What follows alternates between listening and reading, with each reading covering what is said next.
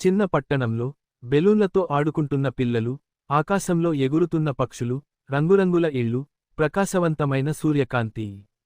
అక్కడ మిలో అనే తెలివైన మరియు దయగల పిల్లి నివసించేది. గోడపై కూర్చుని ఆవలిస్తూ ఉంది. అది చెట్లు ఎక్కడం, సీతాకోకచిలుకలతో ఆడుకోవడం మరియు తన చుట్టూ ఉన్న ప్రపంచాన్ని చూడటానికి ఇష్టపడేది. ఒక మధ్యాహ్నం లిల్లీ అనే చిన్న అమ్మాయి మిలోతో తన బెడ్రూమ్ కిటికీ దగ్గర ఆడుతూ ఉంది. అంతలో మిలో వాసన రావడం గమనించింది. లిల్లీ ఇంటి కిటికీ నుండి పొగ వస్తోంది. కాని లిల్లీకి తన వంటగది కాలిపోతోందని తెలియదు. లిల్లీ తన ఇంట్లో కూర్చుని బొమ్మలతో ఆడుకుంటూ ఉంది. మిలో వీలైనంత కంగారుగా అటు ఇటు పరిగెత్తాడు. మిలో మియావ్ మియావ్ అంటూ అరుస్తూ అందరి తలుపులు దగ్గరకు వెళ్లాడు. ఎవరు రాకపోయేసరికి దగ్గరలోని ఫైర్ స్టేషన్కి పరిగెత్తాడు.